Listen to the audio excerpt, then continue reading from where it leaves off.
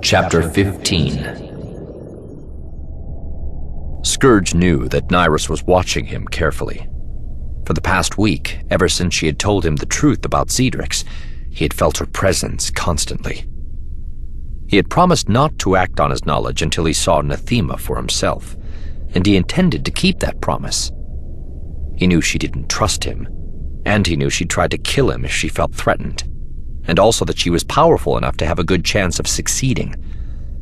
But he had his own reasons for obeying. He was curious about what she had told him.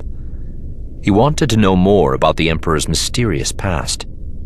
And if it turned out that Nyriss was telling the truth, if the Emperor really was mad enough to start another war with the Republic, then maybe Scourge should consider taking her side. Now the day of reckoning was here. Nyriss had come for him early, waking him with a subtle whisper in his ear. "It's time." He dressed quickly, then followed her out to the spaceport, where a private shuttle was waiting for them. Unlike the rest of her fleet, this one bore neither her colors nor her crest.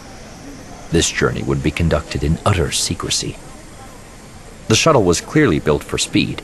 There was no armor to speak of, and at first glance it was easy to miss the single blaster turret mounted under the cockpit.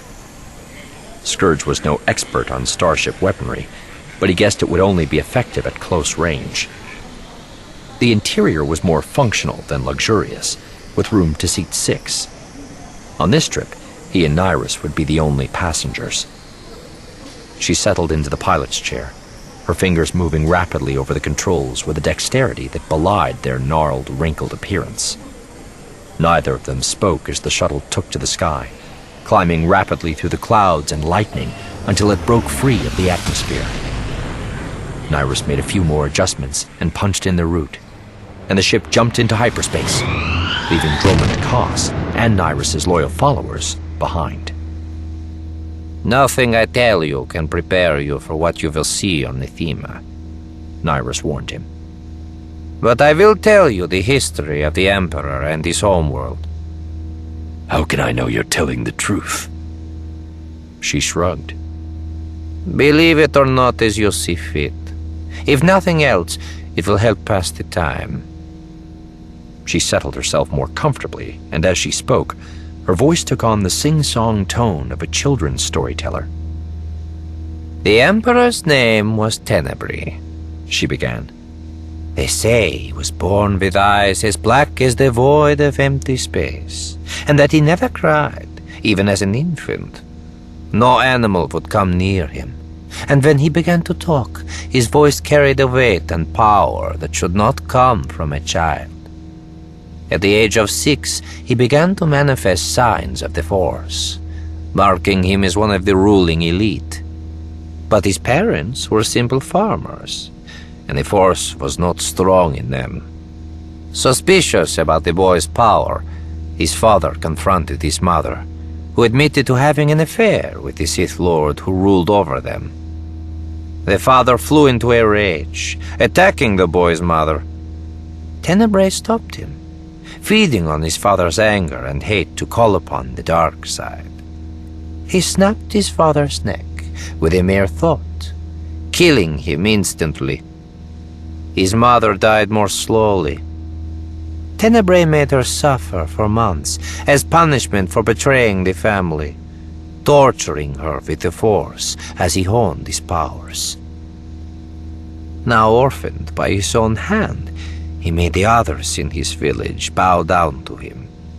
Those who refused, he tortured and killed through the Force. Over the next few years, his reputation and influence spread to nearby villages, and he amassed legions of both fanatical and terrified followers. He killed thousands during his rise to power. Many died just to feed his insatiable appetite for suffering, tortured for days in public executions so he could savor their agonizing ends. "This sounds more like a legend than history," Scourge remarked.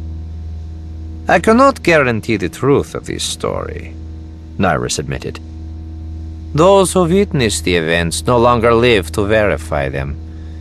But if you had ever met the Emperor in person, you would not be so hesitant to accept the tale as fact. What about Nathema's ruler? The boy's father? You claimed he was a Sith Lord. Surely he didn't sit back doing nothing while a child conquered his people village by village. Tenebrae's father was named Lord Vitiate. He heard rumors, but they came from a remote and insignificant territory. He had long forgotten the simple commoner who had borne him a son, and he considered the plight of a few small villages beneath his notice. Had Vitiate acted more swiftly, the Emperor might have been stopped, but it took almost 4 years before he decided to go see Tenebrae for himself. Lord Vitiate intended to judge the child's power, to determine if he was worthy of serving the Sith Lord, or if he should simply be executed. But Tenebrae had no intention of serving, or of dying. When they met face to face, Tenebrae proved the stronger. Only 10 years old, he stripped his father of his power and his mind.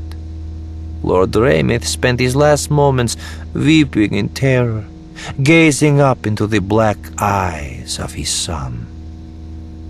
It took Tenebrae 3 more years to gain control of the rest of Nathema. Vitiate's firstborn son fled rather than face his formidable half-brother, but other powerful Sith sought to seize the empty throne. All fell before the dark prodigy, and with each victory, he grew more powerful and more ruthless. At 13, he presented himself to Marc, the lord of all the Sith and the ruler of the Sith Council. Impressed by the teenager's ambition and power, Marc granted him the title of Lord Vitiate.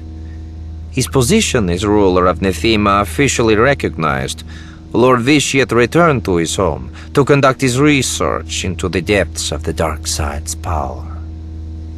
He stayed there for 100 years.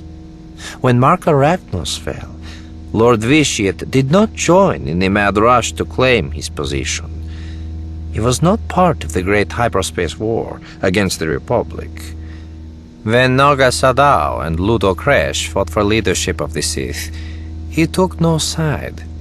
But in the aftermath of the war, after our defeat at the hands of the Republic, and our flight to escape the massacre of our people by the Jedi, he emerged from his solitude to call a great council of all Sith Lords who remained.